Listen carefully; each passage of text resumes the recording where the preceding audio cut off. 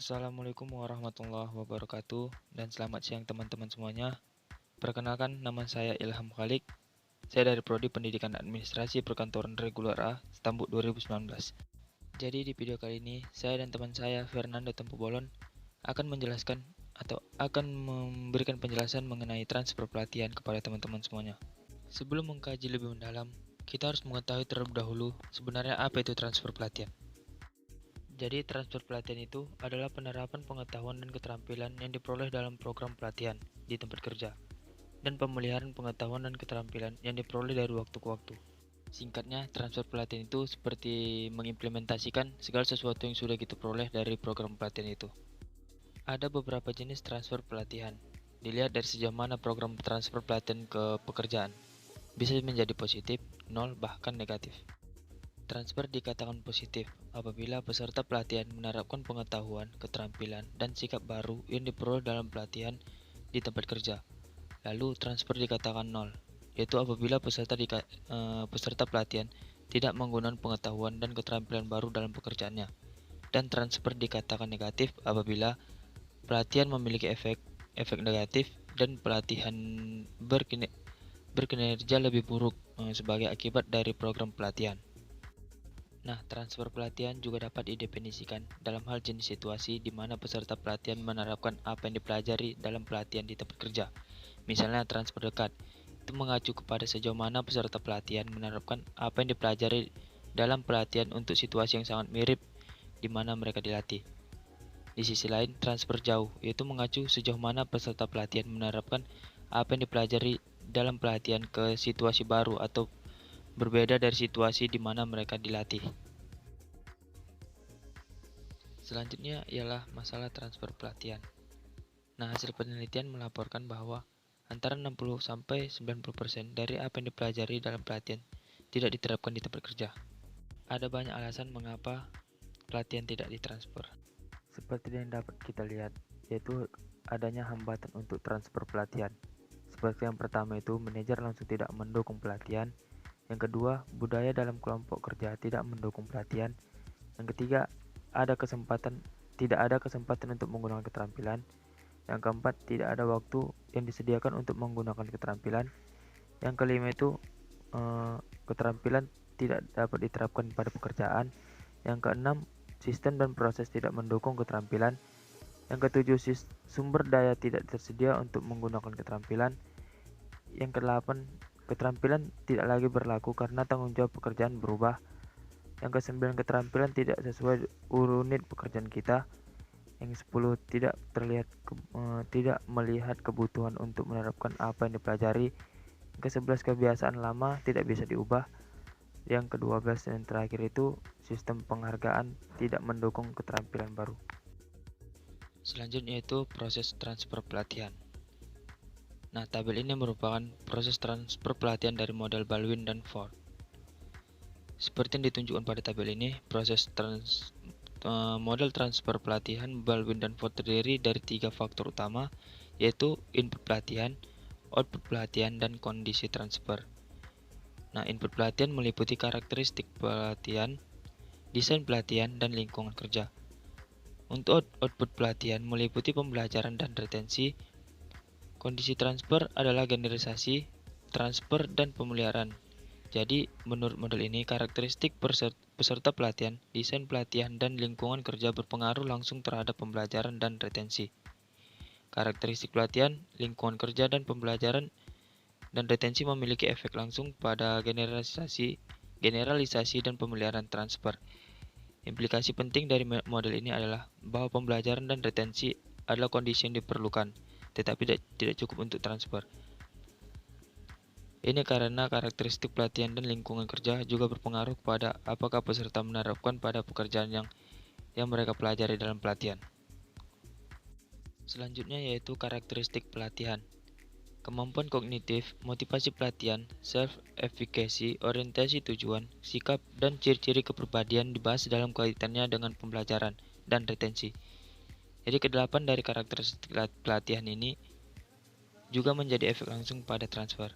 Dengan kata lain, karyawan dengan kemampuan kognitif yang lebih tinggi, motivasi pelatihan, efikasi diri, dan belajar lebih mungkin untuk ditransfer. Selanjutnya yaitu strategi transfer pelatihan. Nah, transfer pelatihan yang positif memerlukan keterlibatan 3 pemain peran kunci, yaitu manajemen, pelatih, dan peserta pelatihan. Yang pertama, strategi transfer pelatihan sebelum pelatihan, di mana manajemen itu menentukan siapa yang harus menghadiri pelatihan, bertemu dengan karyawan sebelum pelatihan untuk membahas program pelatihan, dapatkan masukan dan keterlibatan karyawan dalam proses pelatihan, memberikan karyawan dukungan untuk pembelajaran dan pelatihan, misalnya waktu luang untuk mempersiapkan pelatihan. Di sisi pelatih, yaitu memastikan penerapan model ISD, mencari tahu kebutuhan dan harapan supervisor dan peserta pelatihan, pastikan bahwa peserta pelatihan dan penyedia bertemu dan mendiskusikan pelatihan, pastikan peserta pelatihan siap untuk pelatihan.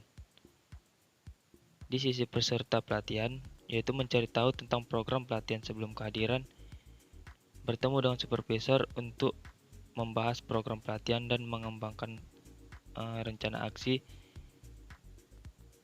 lalu mempersiapkan program pelatihan. Nah, yang kedua itu strategi transfer pelatihan selama pelatihan, di mana manajemen berpartisipasi dalam program pelatihan, menghadiri program pelatihan sebelum peserta pelatihan, menetapkan kembali program karyawan saat mereka menghadiri pelatihan. Dari sisi pelatih, memasukkan kondisi praktik, prinsip pembelajaran orang dewasa, dan prinsip pembelajaran lainnya, misalnya elemen identik dalam desain program pelatihan. Yang kedua itu sertakan konten dan contoh yang relevan dan bermakna bagi peserta pelatihan, memberikan intervensi transfer pelatihan di akhir bagian isi program pelatihan, misalnya pencegahan kekambuhan, manajemen diri, penetapan tujuan. Dan yang terakhir, meminta peserta mempersiapkan dan berkomitmen kepada kontrak kinerja untuk transfer keterampilan terlatih di tempat kerja. Sedangkan di sisi peserta pelatihan, dia harus mengikuti program pelatihan dengan sikap positif dan motivasi untuk belajar, terlibat dalam program pelatihan dengan terlibat dan partisipasi aktif, mengembangkan rencana aksi untuk menetapkan pelatihan di tempat kerja. Dan yang terakhir itu yaitu strategi transfer pelatihan setelah pelatihan, di mana manajemen itu berperan untuk memastikan bahwa peserta pelatihan memiliki kesempatan langsung dan sering untuk berlatih menerapkan pada pekerjaan apa yang mereka pelajari dalam pelatihan. Kedua, mendorong dan memperkuat penerapan keterampilan baru peserta pelatihan di tempat kerja. Yang ketiga, memberikan umpan balik positif untuk penggunaan keterampilan baru.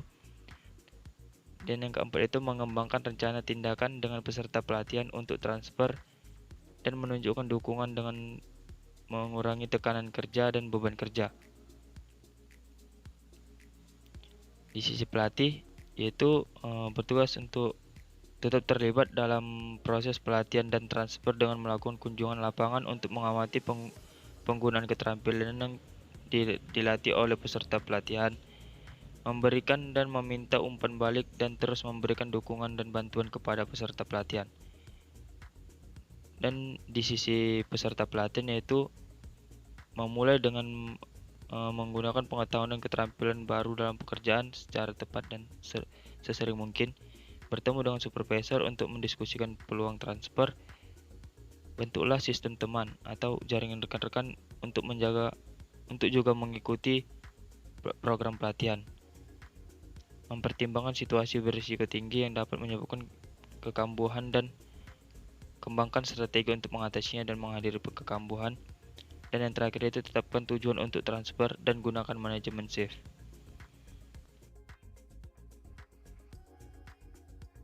Baiklah, saya akan menjelaskan materi tentang transfer intervensi pelatihan. Selain strategi transfer, banyak penelitian telah menemukan bahwa transfer intervensi pelatihan yang diberikan pada akhir program pelatihan dapat efektif untuk meningkatkan transfer pelatihan. Pertama itu penjagaan kembali.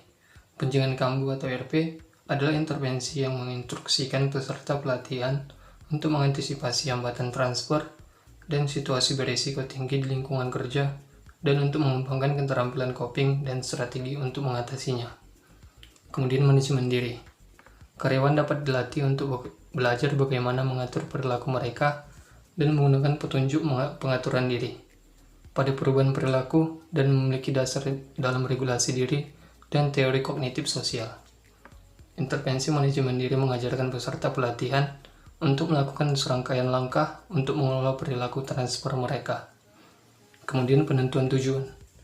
Intervensi penetapan tujuan telah terbukti meningkatkan pembelajaran dan sejauh mana peserta menerapkan keterampilan yang baru mereka pelajari di tempat kerja. Selain itu, satu studi menemukan bahwa penetapan tujuan sangat efektif untuk meningkatkan transfer bagi peserta pelatihan yang bekerja di lingkungan kerja yang mendukung. Kemudian suplemen pasca pelatihan.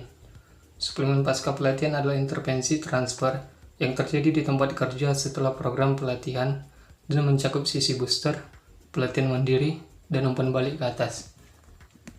Pertama di sisi booster. Suplemen pasca pelatihan yang umum adalah sisi booster atau kursus yang penyegaran setelah program pelatihan. Sesi booster adalah perpanjangan dari program pelatihan yang melibatkan review materi pelatihan. Kemudian pelatihan diri dan umpan balik ke atas. Melatih diri melibatkan refleksi kinerja seseorang dan menetapkan tujuan transfer selama beberapa minggu setelah menyesuaikan program pelatihan. Kemudian sistem transfer. Menurut Elwood Holton dan rekan, sistem transfer adalah semua faktor dalam diri orang, pelatihan, dan organisasi yang mempengaruhi transfer pembelajaran ke kinerja pekerjaan. Strategi-strategi ini dapat terjadi selama proses pelatihan dan berkaitan dengan program pelatihan itu sendiri. Para peserta pelatihan, pelatih, manajemen, dan organisasi.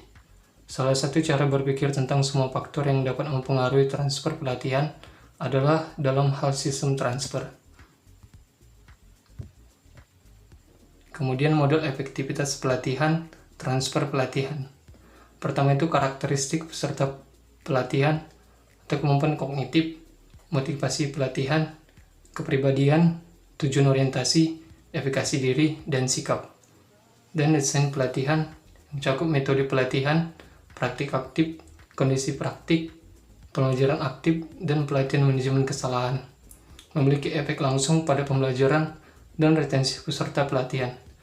Kemudian kedua itu pembelajaran dan retensi. Sekianlah yang dapat kami sampaikan kepada teman-teman semuanya. Lebih dan kurang kami mohon maaf. Saya sudahi dengan wabillahi taufiq wal hidayah. Wassalamualaikum warahmatullahi wabarakatuh. Dan selamat siang teman-teman semuanya.